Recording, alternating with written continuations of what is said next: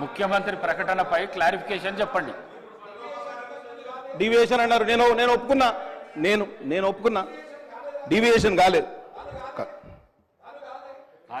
నేను ground reality నుంచి 2 విషయాలు చెప్పదలుచుకున్నా.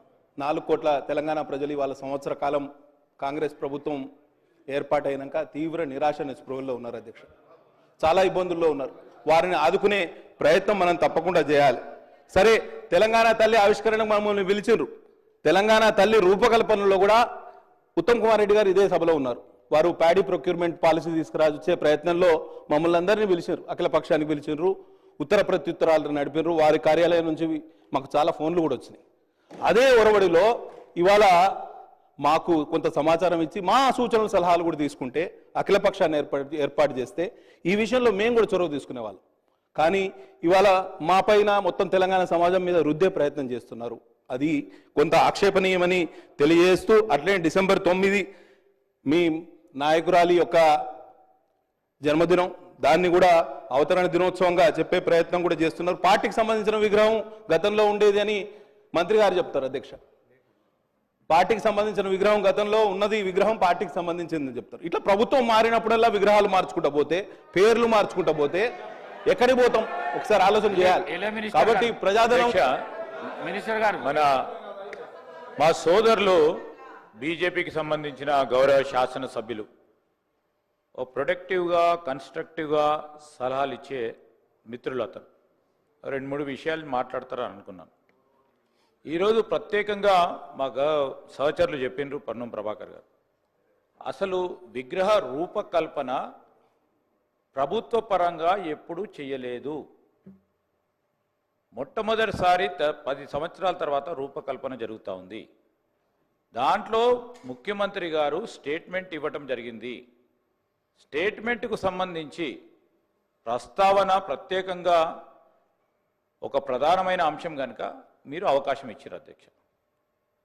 ఈరోజు వారు ప్రభుత్వానికి సంబంధించిన మంచి చెడులు, వైఫల్యాలు, విజయాల గురించి తప్పకుండా సమావేశాలు నిర్వహిస్తాం. మీరు చెప్పే ప్రతి మాటకి 10 మాటలు చెప్తాం, వెనుకకు పోయేది లేదు. ఈరోజు కూడా మేము చెప్తా ఉన్నాం, ఈరోజు రాజకీయాలకు అతీతంగా బేషిజాలకు పోకుండా మేము ప్రధానంగా మెజారిటీ సంఖ్యలో మా గౌరవ శాసనసభ్యులు అందరూ ఉన్నారు ఇక్కడ. మెజారిటీకి సంబంధించిన అంశం విషయం కూడా మాట్లాడుతున్నాం అధ్యక్ష. ప్రస్తావన విషయంలో మీరు కొన్ని అంశాలు చెప్తా ఉన్నప్పుడు స్వీకరించడానికి మేము ఇక్కడ కూర్చున్నప్పుడు ఇదే అదనగా అనేక అంశాలు మాట్లాడుతూ ఉన్నారు. చెప్పమనండి, ఆ రోజు సోనియా గాంధీ గారు లేకుంటే తెలంగాణ రాష్ట్రం వచ్చేదా?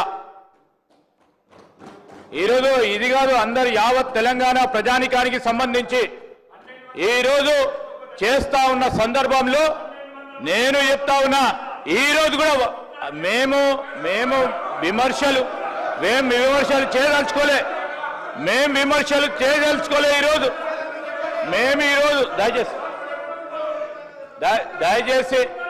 దయచేసి ఈరోజు బేషిజాలకు పోకుండా మేము ఒక పాజిటివ్ ఎన్వైరన్మెంట్లో తెలంగాణ రాష్ట్ర ప్రజలకు సంబంధించిన విగ్రహ రూపకల్పనపై మేము సిపిఐకి సంబంధించిన గౌరవ సభ్యులు కానీ బీజేపీకి సంబంధించిన గౌరవ సభ్యులకు సంబంధించిన అంశం విషయంలో వారి ప్రస్తావన విన్నాం అధ్యక్ష. మా డాక్టర్ గారు, నేను మీ గురించి మాట్లాడతలేను, డాక్టర్ గారు చాలా సందర్భాల్లో కూడా ప్రస్తావన తీసుకొచ్చినప్పుడు మంచి సలహా ఇస్తాడు, సూచనలు చెప్తాడు. ఎందుకో డివేట్ అయిండు, ఆ విధంగా డివేట్ కాకుండా, ఎందుకంటే ఇది first time legislator. My request sir, ఈరోజు నేను ఈరోజు చెప్తా ఉన్నా ప్లీజ్ సార్, ఈరోజు ఒక్క నిమిషం, ఈరోజు మేము ప్రస్తావన చేస్తా ఉన్నాం అధ్యక్ష. రేపు మన కల్చర్కు సంబంధించి, మన సంస్కృతికి సంబంధించి ప్రతిబింబించే ఒక అంశాన్ని, తెలంగాణ యావత్ జాతికి సంబంధించిన అంశం, చరిత్రలో నిలిచిపోయే ఈ అంశంపై వారు కూడా ప్రస్తావన చేయాలి. వారి ఆలోచనలు కూడా ఈ సభా రికార్డులో ఉండాలి, ఈ రాష్ట్ర ప్రజలందరూ కూడా వినాలి అనే ఉద్దేశంతోనే మీరు పెద్ద హృదయంతో ఈరోజు అవకాశం ఇచ్చిండ్రు, కాదంటలేం. ఈరోజు మేమేం చెప్తా ఉన్నాం, దేశజాలకు పోకుండి మీరు చెప్పే ప్రతి అంశంపై తప్పకుండా మేము ఈరోజు అభయం ఇస్తా ఉన్నాం. మేము ఇచ్చే అభయం ఇస్తా ఉన్నాము. మీరు అడిగే ప్రతి ప్రశ్నకి ఈ సందర్భంలో కాదు అధ్యక్ష, ఈరోజు ఈ సందర్భంలో కాదు. మేము వారు అడిగే ప్రతి ప్రశ్నకి జవాబుదారితనంగా మేము అధికార పక్షంలో ఉన్నాం. సభా సమావేశాలు జరుగుతూ ఉన్నాయి. వారు వేసే ప్రశ్నకు కానీ షార్ట్ నోటీస్ ద్వారా కానీ షార్ట్ డిస్కషన్ ద్వారా కానీ ఇతర రూపంలో వస్తే మా సహచర మంత్రివర్గ సోదరులతో పాటు మేము ఖచ్చితంగా కూడా సమాధానం చెప్పడం జరుగుతుంది. ఓపికతో ఉండండి అని కోరుతా ఉన్నా. ఇంకా రాబోయే ఇప్పుడు సెషన్ నడుస్తూ ఉంది. సెషన్కు సంబంధించి ముందుకు తీసుకెళ్లే ప్రయత్నంలో ముందుకు సాగుతా ఉన్నాం. నేను దయచేసి గౌరవ శాసనసభాపతి గారిని కోరుతా ఉన్నా, మీరు చాలా మంది సభ్యులు ఈ ప్రస్తావనలో పాల్గొనాలని ఆసక్తి చూపెడతా ఉన్నారు. దయచేసి వారికి కూడా అవకాశం ఇవ్వాలని కోరుతా ఉన్నాను. డాక్టర్ రామచంద్ర నాయక్ గారు.